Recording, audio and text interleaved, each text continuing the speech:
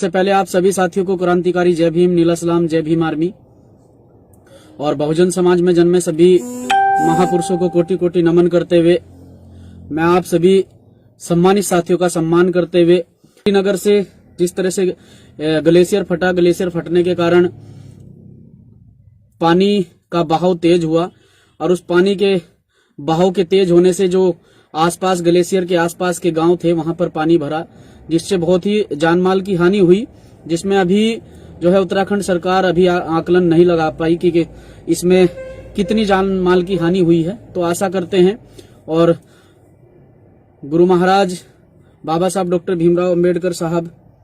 संत शिरोमणि सतगुरु रविदास जी महाराज जी से प्रार्थना करते हैं कि इसमें सभी सकुशल हों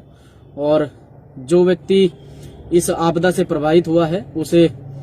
इस आपदा से जो प्रभावित हुआ है, जिसे इस आपदा से क्षति पहुंची है, दुख पहुंचा है, उसे दुख सहन करने की शक्ति प्रदान करे। बस मैं इतना कहना चाहता हूं साथियों, इस फेसबुक के माध्यम से दो बातों पर मैं लाइव आया हूं। सबसे पहली बात मेरी, हमारे जवालापुर के क्रांतिकारी साथियों ने जिस मामले को लेकर ज्ञापन भी लगाया, पूरे हरिद्वार जिले के अंदर, अगर मैं जितने भी पूरे हरिद्वार जिले के अंदर चौक हैं और उन चौक पर जितनी भी प्रतिमाएं लगी हैं, उन प्रतिमाओं में जिस प्रकार से हमारे साथियों ने ज्ञापन दिया, रानीपुर मोड़ पर एक चौक है और उस चौक पर जवालापुर काशावान मोहल्ला क्रॉस करते ही चौक है, उस चौक पर सुना जा रहा है कि कुछ संघी मानसिकता के लोग उस चौक को दुर्गा चौक बनाना चाहते हैं, जबकि वो मुस्लिम बाहुल्य क्षेत्र में आता है। और हमारे साथियों ने उसमें मांग की, हमारे साथियों ने आवाज बुलंद की कि उस चौक को एक बहुत ही सम्मानित व्यक्ति के नाम पर वो चौक बनाया जाना चाहिए। इस देश का सम्मान, स्वाभिमान जिन्होंने जिंदा रखा और अपनी कलम की ताकत से इस देश को पूरे विश्व में एक नई पहचान दी, डॉक्टर एपीजे अब्दुल कलाम साहब, उनकी प्रतिमा उस चौक पर लगनी चाहिए और वो चौक डॉक्टर एपीजे अब्दुल कलाम साहब के नाम से वो चौक बनना चाहिए। हमारी मुख्य मांग उत्तराखंड सरकार से यही है। अब आज बड़ी आपदा उत्तराखंड में आई है, हम बहुत ही दुख प्रकट करते हैं, खेद प्रकट करते हैं, लेकिन इसके साथ साथ में हम उत्तराखंड सरकार से यही मुख्य मांग करते हैं कि जिस प्रकार से पूरे जिले हरिद्वार में, चाहे वो विश्वकर्मा चौक हो, चाहे वो किसी भी महापुरुष के नाम पर चौक बनाया गया है, हम सभी महापुरुषों का, चाहे वो किसी भी जाति धर्म समुदाय से संबंध रखते हों, हम सभी महापुरुषों का सम्मान करते हैं। बस अपनी बात रखना चाहते हैं, उत्तराखंड सरकार के संज्ञान में ये बात लाना चाहते हैं कि उत्तराखंड सरकार इस बात पर संज्ञान ले और जिस चौक को दुर्गा चौक के नाम से बनाया जा रहा है, उस चौक को भारत देश के एक बहुत ही सम्मानित व्यक्ति, भारत देश के बहुत ही सम्मानित व्यक्ति, मिसाइल मैन के नाम से जाने वाले व्यक्ति डॉक्टर एपीजे अब्दुल कलाम साहब के नाम से उस चौक की मांग हुई है और वो चौक डॉक्टर एपीजे अब्दुल कलाम साहब के नाम से बनना चाहिए, हमारी मुख्य मांग है। और एक विशेष बात और सुने, इस मामले को लेकर 10 तारीख में हम सभी साथी, ये जो दुर्गा चौक बनाया जा रहा है, जो हम चाहते हैं कि ये डॉक्टर एपीजे अब्दुल कलाम साहब के नाम पर चौक बनना चाहिए, तो इस मामले को लेकर हम सभी साथी 10 तारीख में हम सभी साथी जिला अधिकारी हरिद्वार यानी कि डीएम हरिद्वार से वार्ता करने वाले हैं, भेंट करने वाले हैं। तो जितने भी साथियों तक मैसेज पहुंचेगा, 10 तारीख में ठीक 12 बजे हम डीएम कार्यालय मिलेंगे। सभी साथियों की फेसबुक पोस्ट से आपको बता दिया जाएगा। यही बात मैं आप लोगों के बीच में रखने के लिए लाइव हूं। तो 10 तारीख में समय आपको ग्रुप के माध्यम से, फेसबुक के माध्यम से बता दिया जाएगा, लेकिन 10 तारीख सभी साथियों के सहयोग से, जो हमने अपने साथियों से बात की, सभी साथियों के सहयोग से 10 तारीख का समय इसमें रखा गया है। 10 तारीख में डीएम साहब से वार्ता की जाएगी। फोन देना, एक बार अपना देना।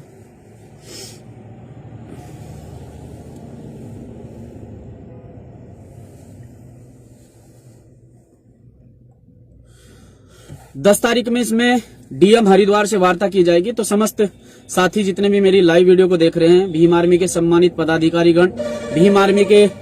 प्रदेश अध्यक्ष मेरे आदरणीय सम्मानित बड़े भाई मुन्नीलाल सिंधे जी और भीम आर्मी के समस्त जिले के पदाधिकारी, हमारे आदरणीय सम्मानित पदाधिकारीगण और आजाद समाज पार्टी के जितने भी जिले के सम्मानित पदाधिकारीगण हैं, उन सभी को ये सूचना मैं पहुंचाना चाहता हूं लाइव वीडियो के माध्यम से कि ज्यादा से ज्यादा संख्या में हम 10 तारीख को डीएम साहब से इस मामले को लेकर मुलाकात करेंगे और डीएम साहब को अपना मांग पत्र सौंपेंगे। दूसरी बात यह है, अभी अभी एक मामला संज्ञान में आया, लगातार 2 दिन से एक अवैध वसूली चल रही है। अब वो अवैध वसूली किस प्रकार की है मैं बता देना चाहता हूं। देखिए, बिजली विभाग की तानाशाही देखिए, मैंने भी देखा है, 2-3 गांव के मामले मेरे भी पास आए हैं कि बिजली विभाग की तानाशाही देखिए। जिन लोगों के कनेक्शन 3-3 महीने पहले काट दिए गए थे, उन लोगों पर 3-3 महीने लगातार बिल आने के बाद भी अब उन लोगों पर उन्होंने लगातार कनेक्शन कटने के बाद भी बिल भरा, 3-3 महीने बिल देने के बाद भी अब जो छापेमारी गांव-गांव जाकर की जा रही है, बिजली विभाग के कर्मचारियों द्वारा गांव-गांव जाकर जो छापेमारी की जा रही है, जिन लोगों के कनेक्शन 3-3 महीने पहले काट दिए गए थे, उनके यहाँ छापेमारी की गई। उनके यहाँ ऐसा कोई ठोस एविडेंस नहीं मिला जिससे वो कि बीच में उन्होंने लाइट का इस्तेमाल किया है। फिर भी उन लोगों पर जिनके कनेक्शन 3-3 महीने मीटर तक उतार के बिजली विभाग के लोग अपने साथ ले गए थे, जिनके मीटर तक उतार लिए गए थे, उन लोगों पर 3-3 महीने बाद, वो लगातार 3-3 महीने का बिल देने के बाद भी 3-3 महीने के बाद लगातार उन लोगों पर छापेमारी करके मुकदमे किए जा रहे हैं। ये सरासर गलत है। और ये ज्यादातर, अगर मैं आप लोगों को बताऊं कि ज्यादातर ये जो सिस्टम चल रहा है बिजली विभाग का, ग्रामीण क्षेत्रों में सबसे ज्यादा चल रहा है, क्योंकि ग्रामीण क्षेत्र के लोग ज्यादातर जानकारी नहीं रखते हैं, क्योंकि वो मेहनत मजदूरी करने वाले लोग हैं और वो अपनी मजदूरी करके अपने बच्चों का लालन पालन करते हैं, पेट पालते हैं। लेकिन ये वही लोग हैं, ये जो अधिकारी कर्मचारी गांव में पहुंच रहे हैं, ये वही लोग हैं जो गरीब लोगों का खून चूस कर आगे बढ़ते हैं।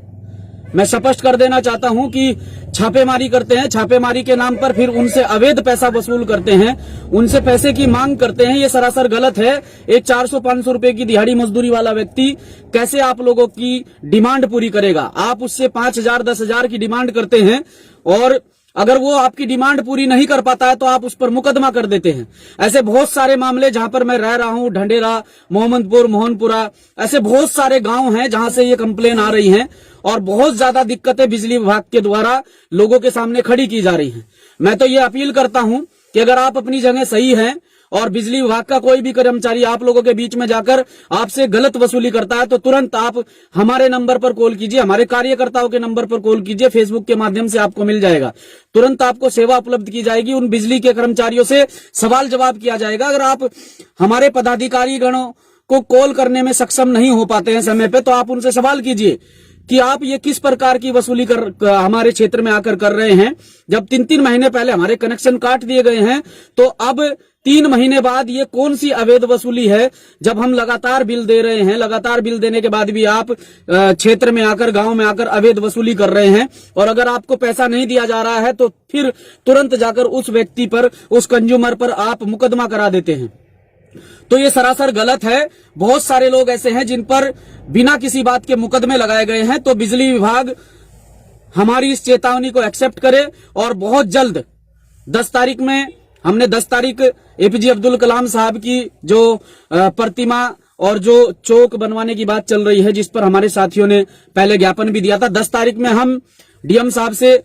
मुलाकात करेंगे, अपना मांग पत्र सौंपेंगे। उसके बाद बड़े जोरों शोरों से तैयारी, हम बिजली विभाग के खिलाफ मोर्चा खोलने वाले हैं और ये मोर्चा बड़े ही जोरों शोरों से खोला जाएगा, क्योंकि बिजली विभाग अपने तानाशाही रवैये से बिल्कुल भी बाज नहीं आ रहा है। और मैं तो इतना कहना चाहता हूं कि अगर आपके साथ में कोई भी बिजली विभाग का कर्मचारी, अधिकारी अगर बदतमीजी करता है तो आप उसका जवाब बदतमीजी से दीजिए, कोई फर्क नहीं पड़ता है। क्योंकि जब आप समय पर बिल जमा कर रहे हैं, आप समय पर पैसा जमा कर रहे हैं, तो ये जो घूसखोरी करने के लिए आपके गांव में आ जाते हैं, आपसे पैसा वसूल करते हैं, अवैध वसूली करते हैं, तो अवैध वसूली के नाम पर अगर कोई आपसे पैसा मांगता है तो तत्काल उसे जवाब दीजिए। आपके हाथ पैर सलामत है, मजबूत हैं, तो आपके ये हाथ पैर उन्हें जवाब देने के लिए ही हैं, खाली घर पर बैठकर बकवास करने के लिए नहीं है। और भीम आर्मी के और आजाद समाज पार्टी के समस्त साथियों को कहना चाहता हूं, वो ग्रामीण क्षेत्र से जुड़े साथी जो मेरी लाइव वीडियो को देख रहे हैं, ये बहुत बड़ा मुद्दा है, बहुत बड़ा मामला है, कि लगातार जो है बिजली विभाग के कर्मचारी अवैध वसूली कर रहे हैं।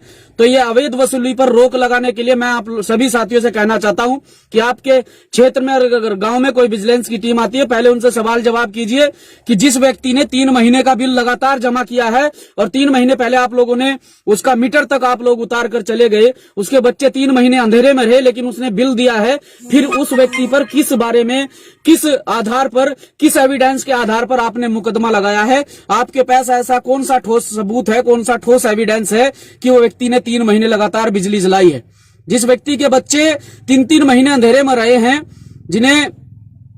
बिजली नसीब तक नहीं हुई, लाइट नसीब तक नहीं हुई, उनसे जो है मुकदमे के नाम पर पैसे लिए जा रहे हैं, तो ये सरासर गलत है। इसका भीम आर्मी आजाद समाज पार्टी के लोग पुरजोर विरोध करते हैं। और मैं सभी को कहना चाहता हूं कि जिस दिन कोई डेट रखी जाए बिजली विभाग के खिलाफ मोर्चा खोलने के लिए, तो इसका मोर्चा